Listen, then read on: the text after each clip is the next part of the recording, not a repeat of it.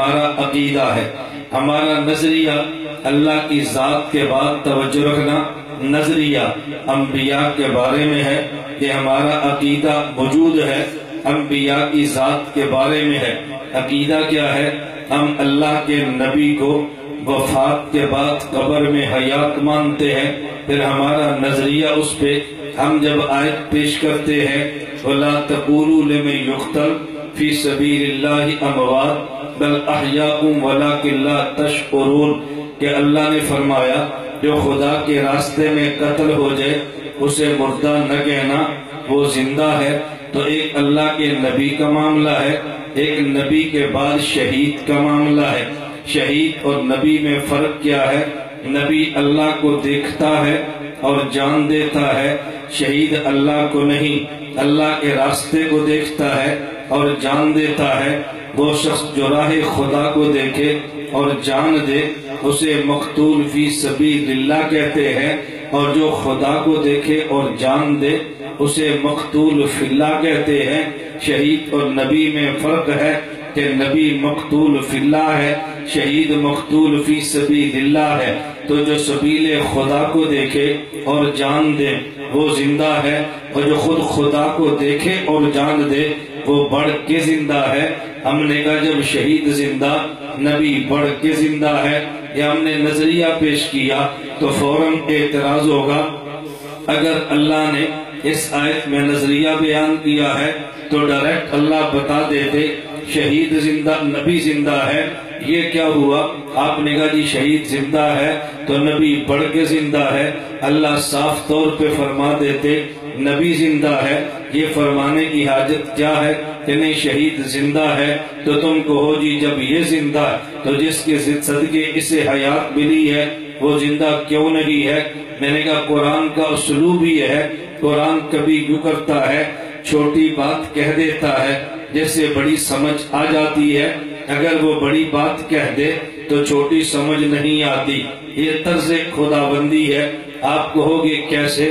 میں ایک مثال دیتا ہوں، قرآن کریم میں ہے وَقَضَىٰ رَبُّكَ أَلَّا تَعْبُدُوا إِلَّا إِيَّاهُ وَبِالْوَالِدَيْنِ إِحْسَانًا، خدا نے حکم دیا ہے تم اللہ کی عبادت کرو اور والدین کا ادب کرو۔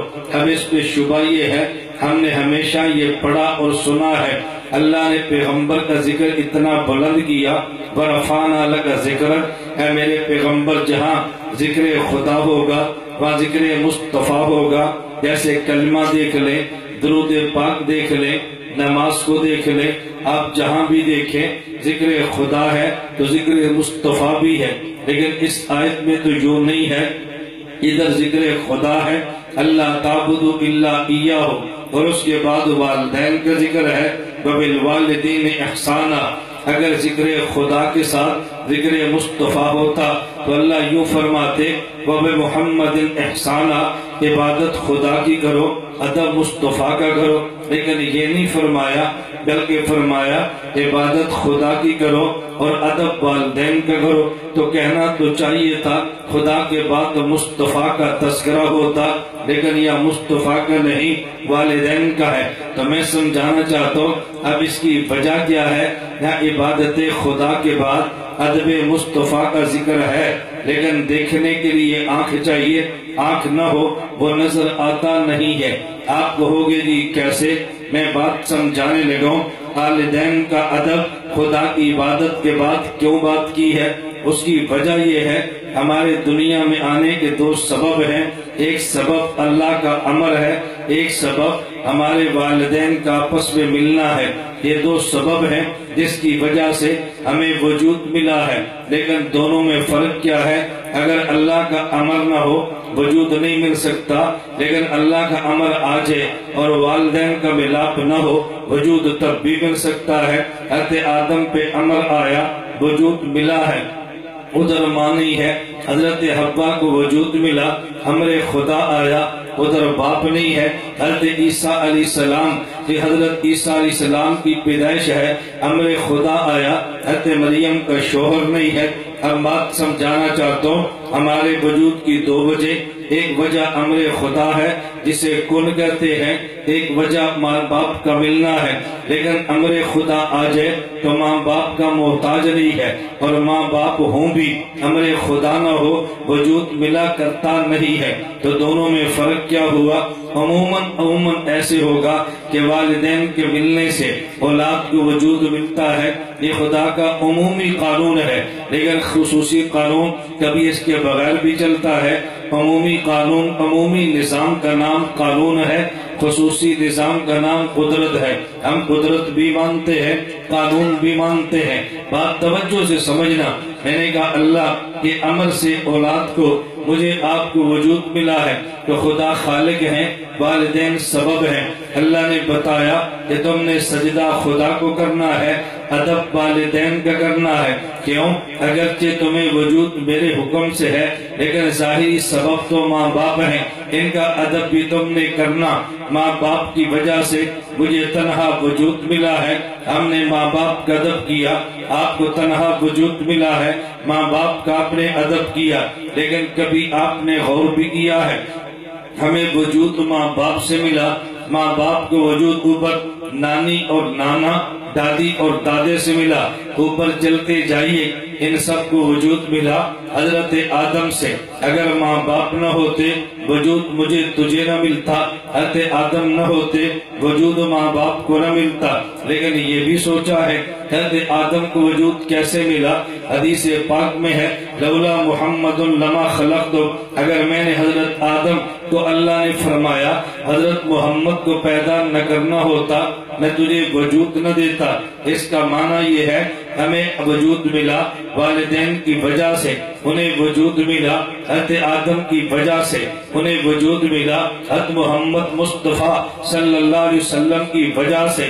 اگر والدین کا ادب اس وجہ سے ہے ہمیں وجود ملا ہے، تو پھر اس سے زیادہ ادب حضرت آدم کا ہے جن کی وجہ سے سب کو وجود ملا ہے۔ اس سے بڑھ کے ادب حضرت پیغمبر صلی اللہ علیہ وسلم ہے جن کی وجہ سے ادب، جن کی وجہ سے وجود پوری کائنات کو ملا ہے۔ اب اگر اللہ فرما دیتے وَقَضَىٰ رَبُّكَ أَلَّا تَعْبُدُوا إِلَّا إِيَّاهُ وَبِمُحَمَّدٍ إِحْسَانًا، کہ تم نے سجدہ خدا کو کرنا ہے، ادب تم نے مصطفیٰ کا کرنا ہے، تو والدین کا ادب تو سمجھ نہیں آنا تھا۔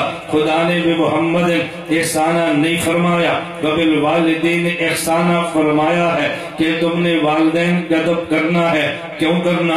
وجود کی وجہ یہ ہے، تو پھر حضور کا پڑھ کے کرنا ہے، کیونکہ سب کے وجود کی وجہ وہ ہے۔ تو حضرت اللہ قرآن کریم میں بے محمد احسانہ فرماتے، وبالوالدین احسانہ سمجھ نہیں آنا تھا، بالوالدین احسانہ فرمایا ہے، بے محمد احسانہ سمجھ آیا ہے۔ یہ تو ایسے چلا کرتا ہے، اور ایک تو واقعہ نہیں ہے، اس کے حدیث میں بے شمار ایسی مثالیں موجود ہیں۔ مثلا ایک مثال، اگر آدمی باجماعت نماز پڑھے 27 کا اجر ملتا ہے۔ اب امام نماز پڑھائے، اس کا اجر تو نہیں بتایا، مقتدی کا بتا دیا ہے۔ کیوں؟ اگر اللہ امام کا اجر بتا دیتے جو نماز پڑھائے اجر 27 کا ملتا ہے، مقتدی کا نہ بتاتے تو ہر بندہ سمجھتا ہمارے مسجد کے امام کو تو اجر ملا 27 کا، نماز پڑھائی جو ہے مجھے اجر ملا 1 کا، میں نے امام کے پیچھے پڑھی جو ہے۔ اللہ کے نبی نے امام کرے مقتدی کا بتایا ہے کہ جب مقتدی کو 27 گنا ملے گی تو تبھی ملے گی جب امام کی نماز ہوگی، امام کی نہیں ہوگی تو مقتدی کو ملے گی کیسے؟ باجماعت تو اسے کہتے ہیں جب آگے امام موجود ہو۔ اگر امام کا بتا دیتے مقتدی کا اجر سمجھ نہیں آنا تھا، اللہ نے مقتدی کا اجر بتایا ہے، امام کا اجر از خود سمجھ آیا ہے۔ مقتدی کے بتانے کے بعد امام کے اجر کو بتانے کی ضرورت نہیں ہے۔ حدیث پاک میں ہے، آپ نے کئی بار سنا، قربانی کے موقع پہ صحابہ نے پوچھا یا رسول اللہ مہاجر اضاحی، یہ قربانی کیا ہے؟ فرمایا سنت ابیکم ابراہیم، تمہارے جد امجد ابراہیم علیہ السلام کی سنت ہے۔ فما لنا فیہا یا رسول اللہ، ہم قربانی کریں گے ہمیں کیا ملے گا؟ اللہ کے نبی نے فرمایا بکل شارت حسنہ، ہر بال کے بدلے میں تمہیں ایک نیکی ملے گی۔ یہ نہیں کہا ہر بوٹی کے بدلے میں ایک نیکی ملے گی، کلیجی کے بدلے میں تمہیں نیکی ملے گی، مغز کے بدلے میں نیکی ملے گی۔ فرمایا بکل شارت حسنہ، ہر بال کے بدلے میں نیکی ملے گی۔ جو بال کھاتے نہیں اس کی نیکی بتا دی ہے، جو گوشت کھاتے ہیں اس کی نیکی بتائی نہیں ہے۔ اس کی وجہ بال پھینک دیے جاتے ہیں، گوشت کو کھا لیا جاتا ہے۔ اگر اللہ کے نبی فرماتے ہر گوشت کی بوٹی کے بدلے میں تمہیں ایک نیکی ملے گی، کوئی سمجھ نہیں سکتا تھا کہ بال کے بدلے میں نیکی بھی ملے گی، وہ تو پھینک دیتے ہیں۔ اللہ کے نبی نے فرمایا ہر بال کے بدلے میں نیکی ملے گی۔ ہمیں بات سمجھ آ گئی ہے، اگر بال کے بدلے میں نیکی ہے تو گوشت کے بدلے میں کیوں نہیں ہے؟ گوشت بتا دیتے تو بال کا اجر سمجھ نہیں آنا تھا، بال کا اجر بتایا ہے تو گوشت کا اجر سمجھ آیا ہے۔ اب میں سمجھا رہا ہوں، توجہ رکھنا، اگر اللہ بتا دے، اللہ کے نبی بتا دے گوشت کا اجر ہے تو بال کا سمجھ نہیں آنا تھا، بال کا اجر بتایا، گوشت کا اجر سمجھ آیا ہے۔ اگر امام کا اجر بتا دے مقتدی کا سمجھ نہیں آنا تھا، مقتدی کا بتایا ہے، امام کا اجر سمجھ آیا ہے۔ بالکل اسی طرح اللہ فرما دیتے نبی زندہ ہے، شہید کو زندہ کون کہتا؟ کیوں شہید کون ہے؟ چہرے پہ داڑھی بھی نہیں ہے۔ شہید کون ہے؟ کبھی نماز بھی نہیں پڑھتا۔ شہید کون ہے؟ گناہوں کا بھرا ہوا ہے، میدان جہاد میں قتل ہو گیا، کون اس کو زندہ مانتا ہے؟ اگر اللہ بتا دیتے نبی زندہ ہے، شہید کی حیات کون مانتا؟ خدا نے شہید کی حیات بتائی ہے تو نبی کی حیات خود بخود سمجھ آئی ہے۔ نعرہ تکبیر! نبی کی حیات خود بخود سمجھ آئی ہے۔ اس لیے میں بتا رہا تھا، اب آگے بندے کے ذہن میں اور بھی اشکالات تھے۔ اچھا تم نے کہا شہید کو زندہ، ہم شہید کو زندہ کیسے مان لے؟ ہم نے شہید کو دیکھا، وہ ہمیں دیکھتا نہیں ہے۔ ہم نے شہید کو دیکھا، وہ سانس لیتا نہیں ہے۔ ہم نے شہید کو دیکھا، اس کی یہ رگیں کام کرتی نہیں ہے۔ ہم نے شہید کو دیکھا، وہ دوڑتا نہیں ہے۔ ہم زندہ کیسے مان لیں؟ اگر زندہ ہے تو پھر بول پڑے، اگر زندہ ہے ہمیں دیکھ لے، اگر زندہ ہے تو بات کر لے۔ ہم کیوں نہیں مانتے؟ ہم نہیں مانتے۔ اللہ نے جواب دیا وَلَٰكِن لَا تَشْكُرُونَ، جو عقیدہ بیان کیا تھا اسے جواب دے دیا۔ تمہیں